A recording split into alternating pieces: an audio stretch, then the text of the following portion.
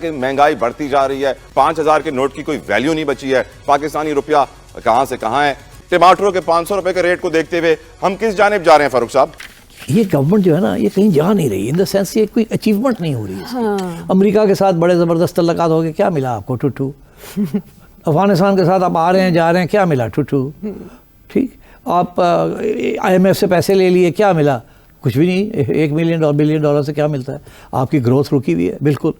دیکھیے بات یہ ہے کہ پاکستان میں جو سب سے بڑا مسئلہ جو لانگ رن میں ہے اس وقت رہے گا کہ ہمارا انویسٹمنٹ لیول جو ہے وہ حد سے زیادہ گر چکا ہے. تو ایک دفعہ پھر یہ وعدہ کیا گیا کہ ہم اس بوم بس کے سائیکل سے اب نکلنے جا رہے ہیں, اب ہوں گے معیشت میں ریفارمز, اب آئے گی ملک میں بیرونی سرمایہ کاری, مگر دوست ممالک سے سرمایہ کاری کا بہت کہا گیا, وہ کیوں نہیں مٹیریلائز ہو رہی ہے؟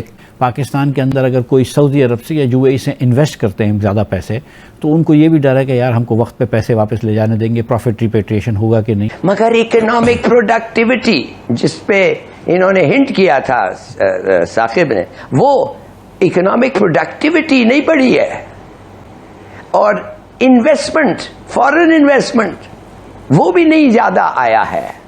کہاں لیک کر رہا ہے؟ اتنی بڑی کنزیومر مارکیٹ ہے پاکستان. مارکیٹ کنزیومر بہت بڑی ہے, لیکن جو کنزیومر کمپنیز تھیں, دنیا کی سب سے بڑی consumer company Procter and gamble آپ کو چھوڑ کے جا رہی ہے, مائکروسافٹ چلے گئی.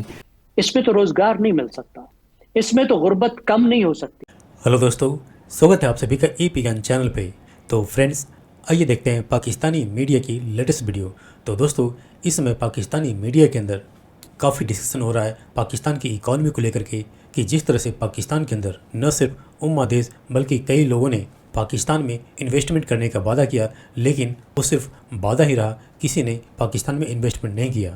اور آف کورس جو پاکستان کی حالت ہے جہاں پر آئے دن دھماکے ہو رہے ہوں, تو کوئی بھی انویسٹمنٹ کیا کرے گا؟ الٹے پاکستان کے اندر جو انٹرنیشنل کمپنیز ہیں وہ چھوڑ کے جا رہی ہیں, جسے ہم پاکستان کا کرم ہی کہہ سکتے ہیں. کیونکہ جو پاکستان کی سوچ ہے, 1947 سے ہی پاکستان نے دھرم کے نام پہ بھارت کو ڈسٹیبلائز کرنے کی کوشش کی, یہاں آتنک پھیلایا, اور انفیکٹ ابھی بھی پاکستان کی جو دھرم کو لے کر کے آتنک پھیلانے کی سوچ ہے اس میں کمی نہیں آئی ہے, جو کہ اس میں پاکستان کے عاصم منیر کے بیانوں سے صاف صاف دکھتا ہے. اور اس کا ایک ہی وجہ ہے کہ بھارت سے خطرہ نہ ہونے کے باوجود, کیونکہ بھارت کی کوئی ایسی ایکسپینشن پالیسی نہیں ہے, چاہے وہ کلچر کو لے کر کے ہو, دھرم کو لے کر کے ہو, جس سے پاکستان کو کوئی بھارت سے تھریٹ ہو. لیکن پاکستانی آرمی اپنا استعمال بنائے رکھنے کے لیے جان بوجھ کر بھارت سے پنگے لیتی ہے, اور اس میں اپنے دھرم کا تڑکا ملا کر کے, جس کا الٹیمیٹلی نقصان خود آج پاکستان کو ہی ہو رہا ہے.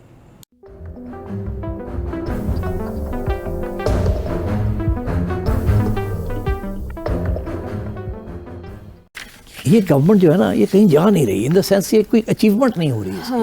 امریکہ کے ساتھ بڑے زبردست تعلقات ہو گئے, کیا ملا آپ کو؟ ٹوٹو. افغانستان کے ساتھ آپ آ رہے ہیں جا رہے ہیں, کیا ملا؟ ٹوٹو. ٹھیک, آپ IMF سے پیسے لے لیے, کیا ملا؟ کچھ بھی نہیں. $1 ملین بلین ڈالر سے کیا ملتا ہے؟ آپ کی گروتھ رکی ہوئی ہے بالکل. آپ ادھر جا ہی نہیں رہے ہیں کہ گروتھ ہو, کہ employment who, and so on and so forth. تو اکانومی رکی ہوئی ہے. ہم جب کہتے ہیں کہ جی یہاں انویسٹمنٹ کرنے کے لیے کوئی نہیں آ رہا ہے, اب 2 سال ہو گئے ہیں, وی سی نتھنگ. ابھی ہمیں لپا دیا جا رہا ہے کہ جی آئیں گے آئیں گے آئیں گے. بہت بڑی چیز بنائی جا رہی ہے کہ ڈونلڈ ٹرمپ کی جو فیملی ہے وہ انویسٹمنٹ کرے گی, اور اگر ہوگا بھی تو it will take 10 years before the fruits of that labor materialize. تو I think in terms of کارکردگی کسی کی پروونشل گورنمنٹ یا فیڈرل گورنمنٹ کسی نے بھی ایسے کوئی اقدامات نہیں کیے جس سے عمران خان کی پاپولیرٹی جو ہے وہ کم ہو. آپ جو مرضی کرتے جائیں, جب تک آپ عمران خان کی پاپولیرٹی کو ڈینٹ نہیں ڈالیں گے, اسٹیبلشمنٹ آپ سے خوش نہیں ہوگی. جی تو وہ تو آپ چاہتے ہیں کہ آپ کو ایسے کام کریں, سیاسی کریں, اکنامک کریں, جو بھی کریں, جس کا اثر یہ ہو کہ کل کو جب الیکشن کی طرف جائیں کچھ اپنے ووٹس آپ کو مل جائیں, خان کا جو سپورٹ ہے اس کو ڈائلیوٹ کریں. مگر وہ ادھر نظر نہیں آ رہا. تو یہ کیوں نہیں آ رہا؟ اب آپ ایشو کی طرف نشاندہی تو کر رہے ہیں. یہ کہا جا رہا ہے کہ GDP گروتھ کے لحاظ سے گزشتہ 4 سال پاکستان کی تاریخ کے بدترین سال رہے, گورننس کی خامیاں تھی, پرائیویٹائزیشن نہیں ہو سکی, FBR میں شارٹ فال دیکھا جا رہا ہے, بے روزگاری بڑھتی جا رہی ہے, دعوے بڑے ہوئے انویسٹمنٹ کے لیکن مٹیریلائز نہیں ہوئے. ہاں تو ہے نا, ایسی سچویشن ہے نا, اب یہی ہو رہا ہے. اب کس وجہ سے؟ کیا گورنمنٹ پہ ٹرسٹ نہیں کیا جا رہا؟ گورنمنٹ کے پاس پالیسیز نہیں ہیں؟ نہیں, بیسکلی جو مسئلہ ہے پاکستان کا وہ یہ ہے کہ ہمارا مینوفیکچرنگ بیس جو ہے وہ ختم ہو چکا ہوا ہے. China has flooded the market. آپ کی import export policies has not been good. آپ کی فارن ایکسچینج کرائسس سارا وقت آپ پہ سر پہ رہتا ہے, جس کی وجہ سے آپ پہلے تو مہنگائی ہو جانی شروع ہو جاتی ہے، پھر اب مہنگائی کو روکنے کے لیے آپ پھر سلو کر دیتے ہیں گاڑی کی اسپیڈ. جب گاڑی کی اسپیڈ سلو کرتے ہیں تو پھر امپلائمنٹ نہیں ملتی، پھر کھانے پینے کو نہیں، مطلب آل سارٹس آف پرابلمس. تو my sense is that in terms of achievement کس طریقے سے میجر کی جائے. ایک تو یہ ہے کہ جی پتہ لگے جی 5% گروتھ ہو رہی ہے، وہ تو ہو نہیں رہی. آپ تو 2.4% پہ آپ کو کہا گیا کہ آپ اس کے ساتھ تو معاملے بڑھ رہے ہیں نا، کم تو نہیں ہو رہے. اچھا جب بھی یہ بڑھائیں گے اس گروتھ کو، پیسہ اسپرنٹ کر کے، انٹرسٹ ریٹس بڑھا کے اینڈ سو آن، یا کم کر کے، تو ہوگا کیا؟ مہنگائی ہونی شروع ہو جائے گی.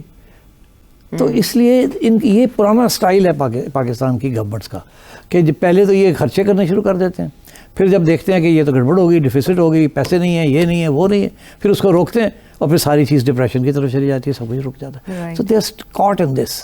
اور فارن انویسٹمنٹ آ نہیں رہی، پاکستانی انویسٹمنٹس کر نہیں رہے. سو دس از دا پرابلم کہ اکانومی نیڈز جوس. وہ جوس جس قسم کی جوس ملتی ہے اس سے مہنگائی ہو جانی شروع ہو جاتی ہے.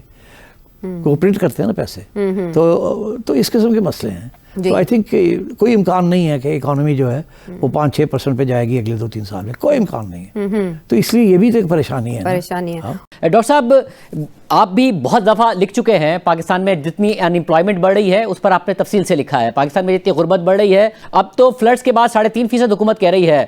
آپ کے خیال میں وہ جو سلسلہ ہے جس میں پاکستان مسلسل جو ہے بے روزگاری کا سامنا کر رہا ہے، اسی کا تسلسل ہوگا یہ والی سال بھی؟